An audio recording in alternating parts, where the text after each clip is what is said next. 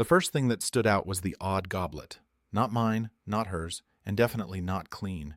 It had crimson stains around the edge and a thumbprint that didn't belong to either of us. It sat on the edge of the table where my chair should have been. I stood in the entryway, watching her fuss over the dining room like a decorator staging a photo shoot. Candles blazed, and the linen napkins were shaped into fancy origami figures. She had even replaced our everyday dishes with the fine china we received as a wedding present, the ones that had been wrapped in protective plastic since 2010. And she was crooning. Not to me, not for me, but humming as if she was anxious, like someone important was on their way. I made a noise. She jumped, swiveled, then blinked as if she had completely forgotten I existed. "Oh," she stated flatly, "you're here earlier than expected." It was 6:12 p.m. on my birthday. "I said I would be home by 6 o'clock," I answered, stepping fully into the room. She nodded, avoiding looking at me. Oh yes, she was wearing a perfume I hadn't detected in ages, and lip rouge, a scarlet dress with a high slit. That dress was only for celebrations, or at least it used to be. We seldom went out anymore, so I assumed it had silently disappeared into the back of the closet. But now here it was, back in the spotlight. I looked again at the table.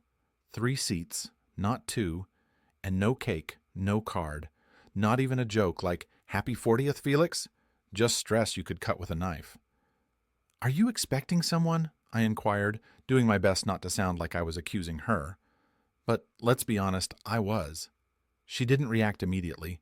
She walked past me into the kitchen, taking a bottle of wine from the chiller. When she returned, she carelessly remarked, "Julian might visit." Julian. The moniker fell in my chest like a boulder. I didn't know Julian well, but I knew his category. He was the man she spoke about now and then, chuckling excessively when telling his anecdotes from work. "He's harmless," she had once said. "Totally not my type." But there she was, dressed like a temptress, singing like a girl, preparing the table like she was performing an offering. "For my birthday?" I asked, and my voice cracked a little. The sharp note I tried to hide emerged like a cut reopening. She said, "Don't blow this up, Felix. Please, I am asking you nicely not to blow this up." I looked at the empty seat, the seat allocated for someone else, and I finally realized I wasn't invited to my own birthday celebration. I was a nuisance. I didn't curse. I didn't blame her for something. I simply went out to the garden, sat on the cool stone seat, and let my breath swirl in the light spilling from the porch. I observed her through the window as she removed the 3rd goblet, discarded the wine, and rapidly rearranged the table for 2. Then she paused, picked up her phone, texted someone. Moments later, she stepped outside. "You always botch things," she said quietly. I said nothing. "I just wanted to make tonight seem normal," she added. "You always make everything about you." That stung because it was supposed to be about me, just this once. However, I understood something in that moment. I no longer fit into this version of her life. Thus, I stood. I didn't throw the door. I didn't assemble any belongings. I simply strolled past the mailbox, past the lamppost, past every dumb aspect of my existence that told me to just be thankful she had stayed. And that night when I left without uttering another word, everything evolved. She assumed I would return, but I didn't. And that's when facts began pouring out steadily, like sparks into a box of tinder. I went on aimless strolls for nearly 3 hours, not too far away from the house, just circling the blocks. I went by the same signpost 6 times. The winter wind stung my ears, but I didn't turn around. I required the sting. I needed something to hurt more than the feeling in my soul. What should I have said to her? Why did you dress up for him and not me? Why did you make me feel like a stranger in my own house on my birthday? Freya would have called me overdramatic, stated I was twisting things. Freya had a talent for making me feel at fault, for spotting the things she didn't want me to notice. I finally returned close to 9 o'clock p.m. The porch light was still on, no autos in the drive except mine. The third seat had been removed. The candles had burned down. There were a pair of empty dishes in the sink. The bottle of wine was gone from the counter, and the entryway unlocked. That detail hit me harder than anything. She constantly bolted the door even when I was merely out mowing the lawn. But not tonight. Tonight, I guess she didn't expect me to come back. I went through the silent dwelling like a specter. The lights were dimmed, the air faintly smelled of her perfume, and the stereo was playing that low, dreamy playlist she always utilized when trying to impress someone. Freya was not in the living room or the kitchen or the bedroom. She was in the guest bedroom. The entryway was slightly ajar, and I could see the glow from her phone casting shadows across the ceiling. She was reclining, wearing earbuds, smiling at her display. I watched for a full minute, unnoticed. She never gazed up. Then she giggled. That sound used to be mine. I used to make her laugh like that. I didn't utter anything. I walked away slowly and returned to our room. I lay down dressed and gazed at the fan rotating. I didn't weep. I just listened. Listened to the faint vibrations of her laughter from the adjacent room, like I wasn't even there. The next morning she behaved as if nothing had happened. She prepared coffee, scanned her phone, and stated, "You vanished yesterday. That was sort of unkind." I blinked. "You truly don't see it, do you?" She looked up. "See what? Yesterday?" "Everything. The way you acted."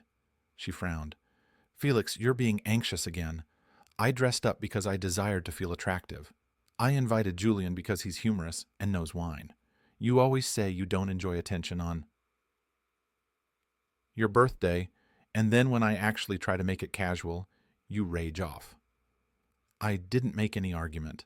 I didn't want to play that game anymore because now I wasn't just hurt. I was worried.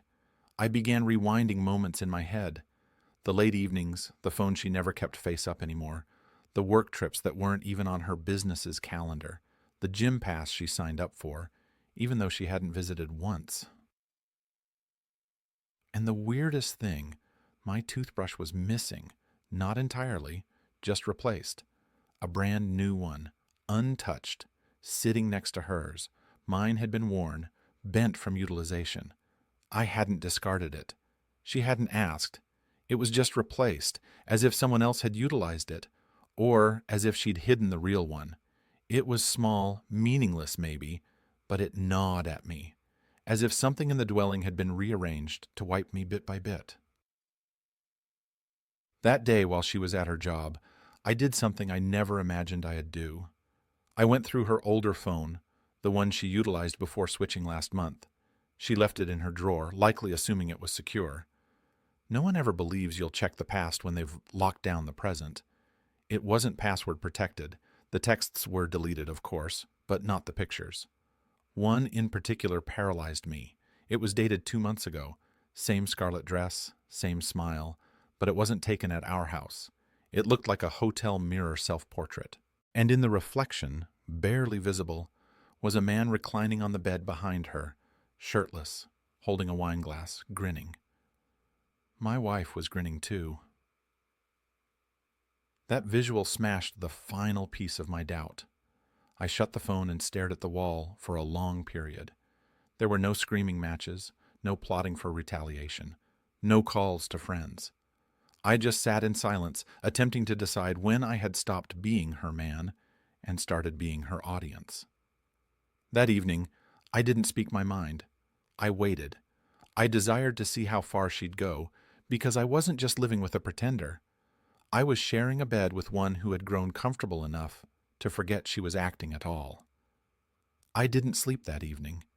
I lay in bed beside her, counting the moments between each of her breaths, memorizing the pattern of someone who could act so effortlessly and still rest like the world hadn't changed beneath her. I watched the early glow begin to slip through the blinds and wondered how long she'd been rehearsing this version of herself, the one who could hide a man behind her smile, behind a mirror, behind a locked phone, and still kiss me goodnight like nothing had evolved. When she stirred and reached for her phone, I pretended to be asleep. She quietly climbed out of bed, padded to the bathroom, and shut the entryway without bolting it. That told me everything. She didn't think she had anything to hide, not anymore. Or worse, she didn't think I'd care enough to look. I made myself coffee, stood at the window, and watched our dog bark at his own reflection in the sliding entryway. That dog still believed everything made sense. I envied him. She came out of the bathroom 20 minutes later, wearing makeup and a coat, dressed for work, but not the type of work I'd seen her do. Her makeup was heavier, her hair more styled. She smelled like vanilla and risk. She leaned against the kitchen island, drinking her coffee like a dame in charge of every scene she entered. "Big meeting today?" I asked nonchalantly. She nodded. "New client pitch." I nodded back. "What's the client's name?" "Asher Financial?" She stated without blinking. That would have been an incredible response if she hadn't already explained to me last week that Asher was her client 3 months ago and they'd declined. I didn't challenge her. I simply smiled. "Best of luck." She kissed my cheek like I was something in the room and strolled out the entryway. I didn't visit my job. I didn't call either. I just sat there drinking cool coffee and making a choice. If I spoke my mind, she'd spin it. She'd gaslight, deflect, maybe even weep. But I desired more than a confession. I desired clarity. I desired proof that what I believed wasn't just insecurity or imagination. I required to see it myself. Thus, I followed her. I waited until 10 Honda. Then I entered my vehicle and drove the route she always took to work. She wasn't there. I checked the parking garage, no sign of her vehicle. I drove past her office building twice. Still nothing. I parked 2 blocks away and waited. At 11:13 a.m., I noticed her.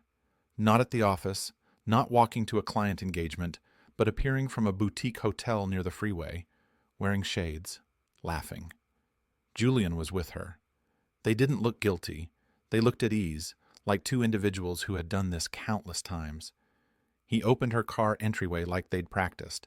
She adjusted her coat like she just rolled off freshly pressed sheets. They drove away in his vehicle. I didn't follow them. I didn't need to. I went home and sat on the floor of the utility room, surrounded by her garments, her fragrance, her past promises. She arrived home later than usual that evening. "Client meal ran long," she stated, taking off her high heels. "Asher Financial?" I inquired. She froze, just a second too long, then grinned. "Yes." She had no clue I'd been watching her walk out of a hotel room 5 hours earlier. I could have confronted her then, but I didn't. I wanted to see how far she'd stretch it. I desired to see how long she'd keep up the performance before slipping. Thus, I asked her what she had for dinner. "Fish," she said, sitting on the sofa. That was her second mistake, because I knew the hotel eatery served only meat dishes. She picked at her phone all night, now and then glancing at me as if she could sense something changing, but couldn't quite put her finger on it. I gave her nothing. No distrust, no resentment. I let her live within the act, and by doing that, I watched her become strong. She started arriving home later, laughing more, wearing cologne to take out the rubbish, telling me she required alone time to read, and then disappearing for hours. She stopped pretending to care about family meals or joint shows, or even our dog. She was unraveling.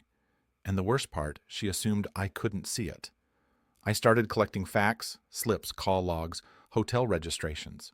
I didn't know why. I wasn't planning to sue her or disclose her. I believe I just required to make sense of it all, to catalog the precise moments where she stopped choosing me. One evening around 2:00 a.m., I woke up and she wasn't in bed. I found her downstairs on the couch, phone screen lighting up her face. She was texting, grinning, whispering things like, "You're awful," and "No, I can't say that. You're crazy." I stood behind the wall, hidden, listening, and when she started typing, "He believes nothing." My chest turned. That was the moment I stopped being a man. I became her cover. She was so sure she had me wrapped in silence that I'd never go, that I was too passive, too forgiving, too soft. And truthfully, for a long while, she was correct. But not anymore. Because when you lie to someone who listens, who truly listens, eventually they pick up on everything you're not saying. And now I was listening with care. The next week, I started spotting the spaces. Not just the gaps in our conversations or the time she spent away from me, but actual physical spaces. Drawers she didn't allow me to open, a locked folder on her laptop, a strange debit card purchase from a shop I'd never detected. But the most unsettling discovery came late one night when I was searching for an old phone charger in the garage and noticed something amiss. The attic entryway was ajar, just slightly, not enough to suggest danger or drama, just enough to look like someone had gone up recently and didn't mind locking it. Correct? We rarely touched the attic. There were some containers from our early years, my childhood baseball mitt, her school photo albums, but nothing worth hiding. I climbed up carefully with a light. Initially, I detected the typical dust and insulation, but then, behind a pile of plastic crates, I saw a small luggage case, one I hadn't detected earlier. Not an older one either, brand new, with a trip tag still attached. I unzipped it and found a few pieces of clothing, a small black notebook, a prepaid cell phone, and a makeup container with miniature toiletries, a getaway kit. My chest tightened. I wasn't even furious. Not then. I was troubled. It was like realizing someone you share your bed with has been digging a tunnel out of your life while smiling through dinner. I didn't touch anything. I climbed back, bolted the attic entryway, and sat on the garage floor for a half hour, trying to choose what kind of dame prepares an escape before she even accepts she's going. Or maybe she wasn't planning to leave. Maybe she just desired protection in case I finally grew a spine. That same night, I overheard her talking during her sleep. It wasn't the phrases that bothered me. It was the tone. She was whispering, smiling slightly, uttering things like, "Just be with me a little longer and he won't notice." It was the most loving I'd heard her sound in months, and she wasn't even awake. I started bolting the bath entryway when I showered, not because I feared her, but because I needed privacy. For once, a place where she couldn't walk in with her act on and act like everything was all right. And every time I stood in the warm water, I'd picture the life I believed we had. One I now understood was already past. The worst part, she still performed normal. She still asked what I desired from the grocery shop, still reminded me to take my coat, still fed our dog and laughed at the weather reporter on TV. And somehow that performance hurt more than the deception itself because it proved she had practiced this. She'd built a script, and I was just another character reading lines I never agreed to. The tension grew so slowly. It was like mist filling a room, quiet, heavy, smothering. One evening, while folding clothes, she uttered something that moved me more than all the messages and secrets combined. "I long for how simple it used to be," she stated casually, not looking up. I stopped. "What do you mean?" She shrugged. "Just before everything got so routine. I long for when we were spontaneous, when we used to wake up and just drive somewhere." I knew she wasn't talking about me. She was putting someone else into that memory, joining her affair into our past like it had always been there. I watched her closely. She didn't flinch. She just folded my shirt and placed it in the wrong drawer like she'd never truly noticed where it went in the first place.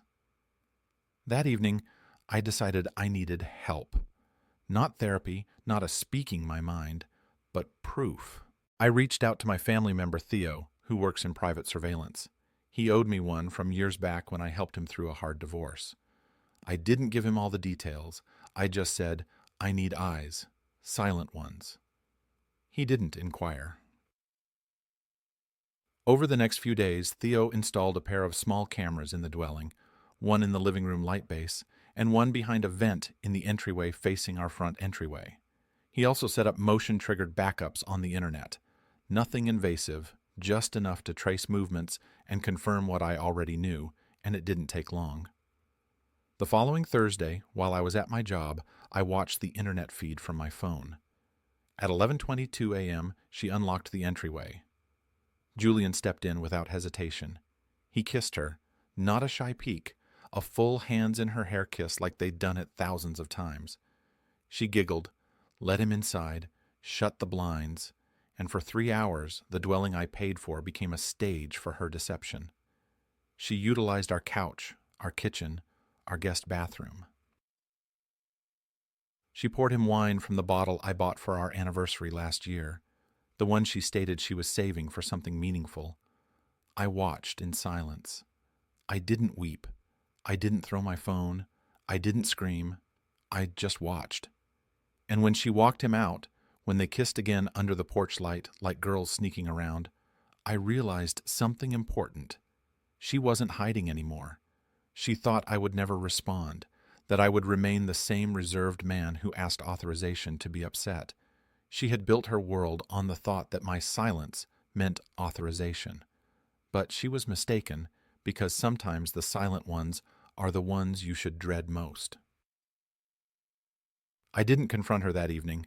I prepared her favorite meal instead: cooked fish, garlic asparagus, and mashed potatoes with chives. I even opened a bottle of wine. She seemed startled, maybe a little distrustful. "What's all this for?" she inquired. I grinned. "I just desired to remind you how good things used to be." She tapped her glass against mine and said, "That's cute." And in that moment, I made a choice not to rage, not to blame, but to vanish piece by piece, just like she did. Only this time, she wouldn't see it coming. The strange thing about acting is that it's exhausting only when you're the one doing it. Freya, meanwhile, seemed more energetic than ever. She was glowing, laughing louder, singing around the dwelling, going before and returning later. And every time I so much as inclined my head to observe her, she gave me that polished, confident smile like a beauty queen in a house of cards. But I wasn't playing her game anymore. I was playing mine. After the surveillance footage confirmed everything, I stopped asking questions. I stopped offering affection. I stopped leaving my house shoes by the bed.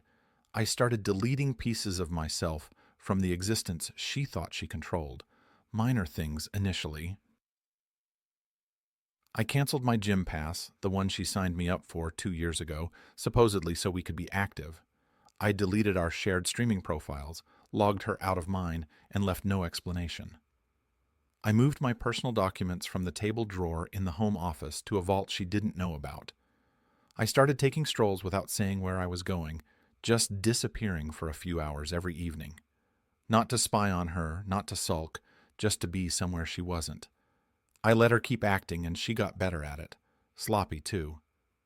I began to notice how often she grinned when looking at her phone, how often she took her laptop into the bathroom, how carefully she started saying the word client, stretching it, softening it, making it sound like a joke she was in on, and I wasn't.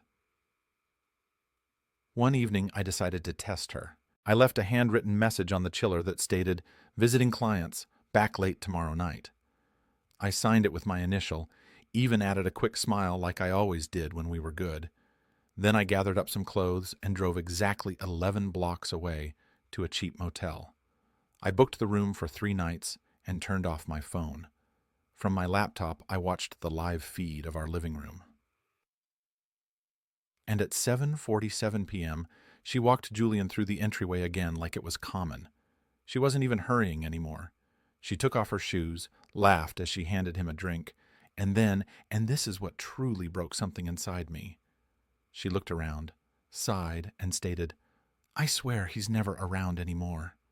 She stated it like I was the one disappearing, as if I had vanished long before she started cheating, as if my vanishing act was the reason for her betrayal, not the result of it. And when Julian kissed her again, this time pressing her against the kitchen counter where I used to surprise her with flowers, I understood the truth in full. She had rewrote the story, not just in her head, but loud. To others, I wasn't the man she betrayed. I was the absent one, the uninterested one, the man she tried to cherish, but just couldn't reach. I didn't sleep that evening. I just watched them move through my house like guests with a key. They left the next morning at 6:23 a.m., she in his vehicle wearing a hoodie I'd never detected. She didn't even glance at the safety camera I placed in the hallway. When I returned home later that day, everything was in place. The cushions on the sofa fluffed, wine glasses in the sink, her hairbrush in the bath still moist from her morning shower. She was at her job as usual. Or maybe she wasn't. I didn't care. I opened my email and started making plans. I hired a relocating firm to appear in 2 weeks. I secured a small apartment in a neighboring town under a lease with just my initial on it. I scheduled my letters to be forwarded, and I started working with a divorce lawyer who had one simple instruction from me. No drama, no confrontations, just closure. And then I did something I never imagined I'd do. I called her mom. I and her mom weren't close. They hadn't spoken in nearly a year after a huge clash over a loan. But I always liked Delilah. She was straightforward, protective, and never quite trusted Freya's need for constant support. I told her what had happened, not the scandalous details, just the truth. Freya has been with another man for months. I just wanted you to know because I don't think she'll tell you herself. Delilah was silent. Then she said something that took me by surprise. I'm not shocked. I'm just regretful it took this long for you to realize it.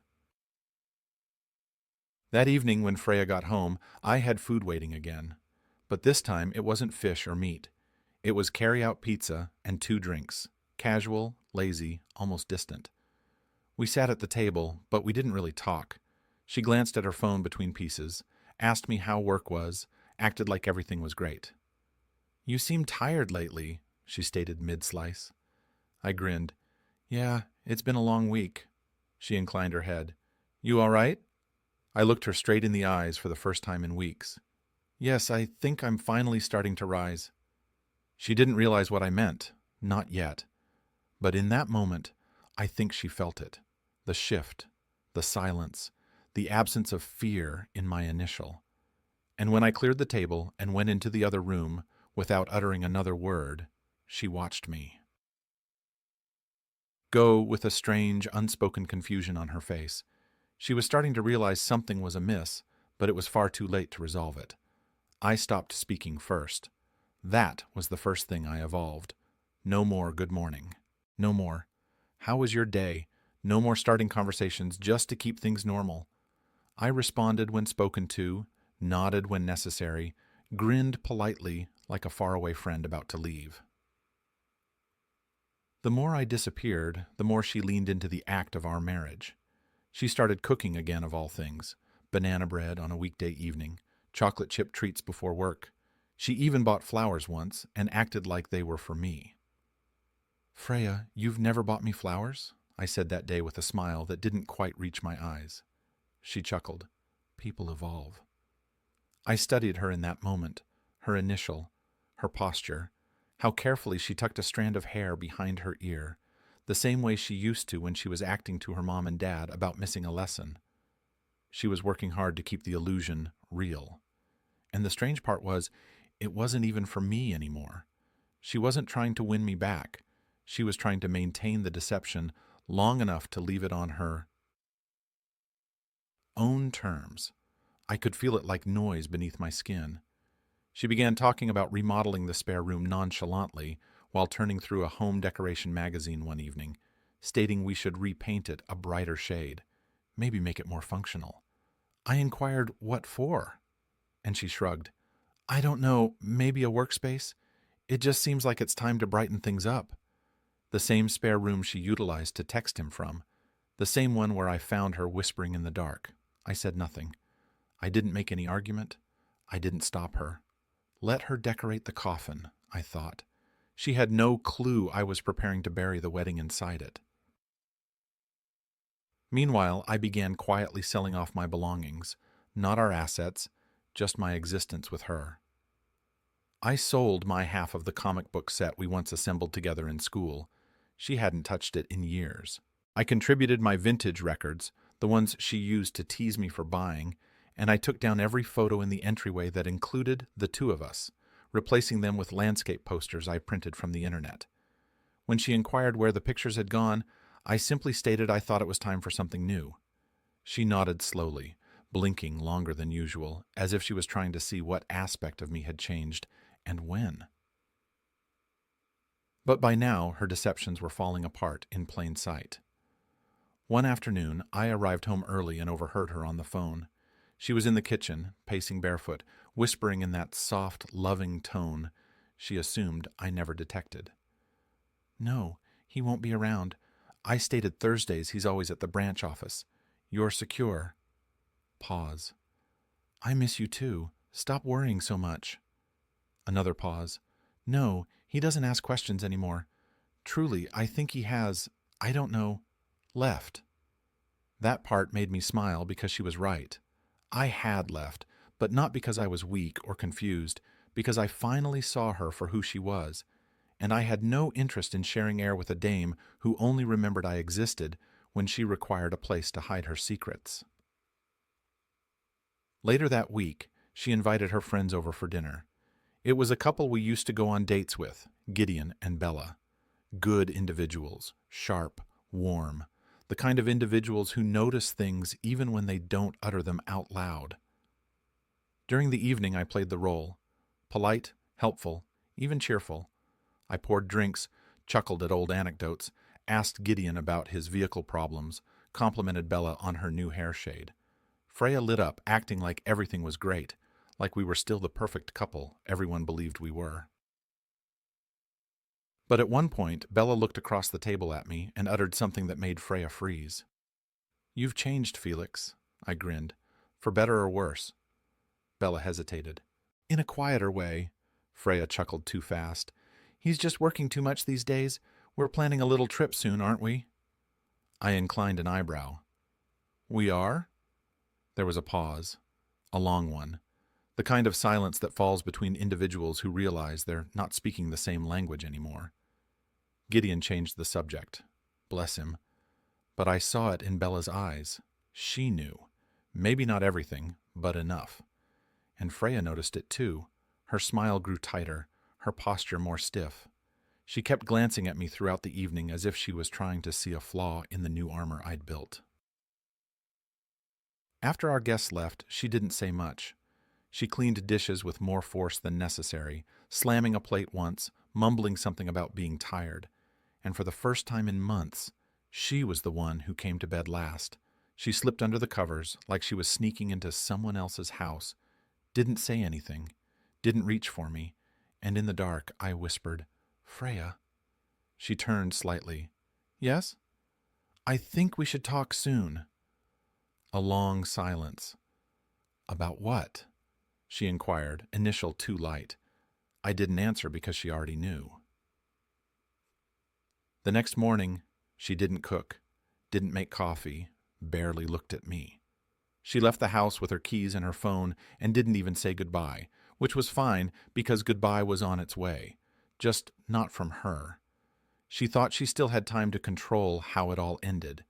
She thought she could polish the anecdote, practice the lines, leave with the history wrapped in a bow. But I had a different ending in mind, and it was already in motion. That evening, she inquired if we could take a stroll together. That was rare. Freya never asked for strolls unless she desired to drop a conversation she had practiced in advance. I already knew what this was, a soft launch for whatever version of the anecdote she'd soon be telling others. Likely something about drifting apart, how she cherished me but wasn't in love, how I had become distant. She was setting the stage for the ending where she got to leave on her terms, pure and guilt-free. I agreed to the stroll.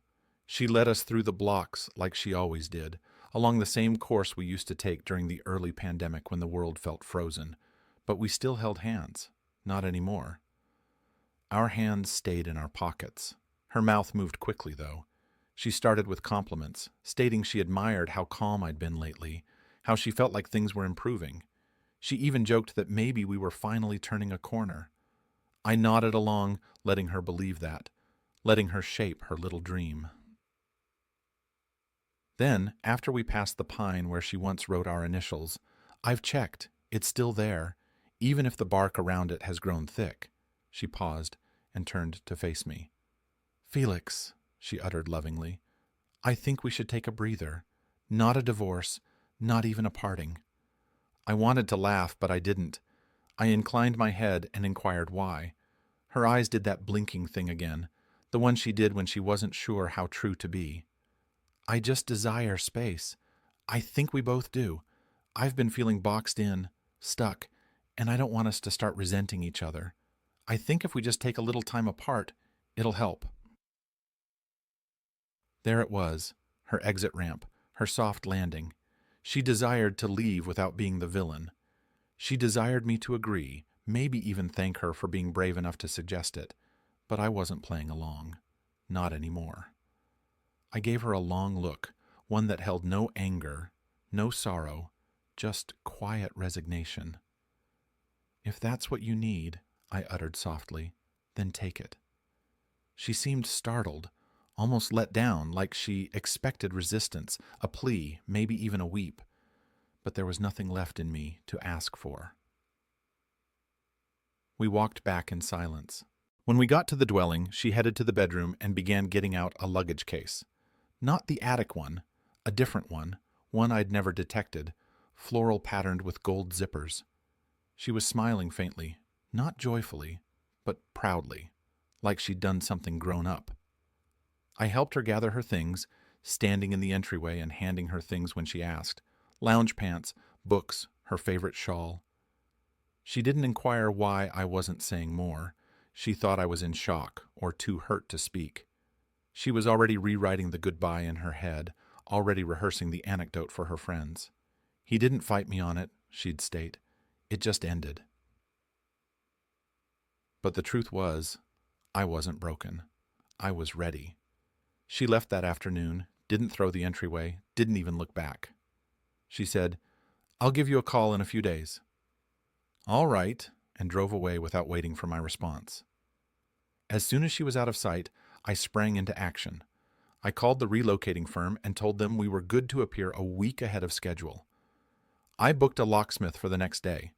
I activated the backup surveillance archive I had stored offline, labeled, documented, and copied onto a flash drive locked inside a small container.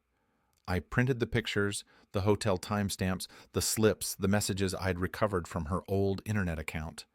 Not for payback, not to embarrass her, but because I knew this wasn't over. Freya would return, not because she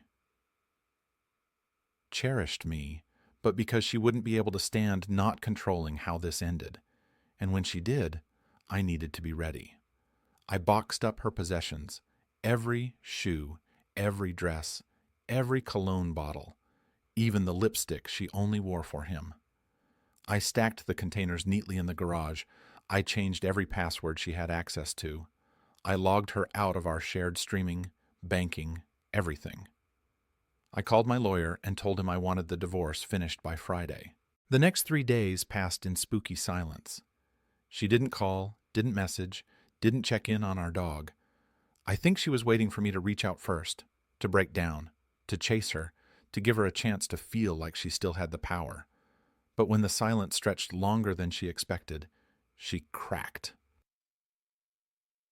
Thursday evening at 11:07 p.m., she rang the buzzer. I didn't respond. She knocked. Still nothing. Then she messaged, "Can we talk?" I waited exactly 15 minutes. Then I walked out the front entryway and met her on the porch. She was wearing that same hoodie she used to borrow from me, hair pulled back, no makeup, eyes weary. "You bolted the locks?" she stated. I nodded. "Yep." She looked around like she was trying to stay calm. "What's going on?" I handed her a sealed document. Inside, divorce documents, notarized and ready, a list of her belongings in the garage, a check paying her for half of the security deposit, and a message, just one sentence handwritten. "I've been gone longer than you realize. You just never noticed." She read it twice, looked up at me, and for the first time in years, Freya had nothing to say. Not a lie, not a protest, just silence. I turned, walked back inside, and bolted the entryway.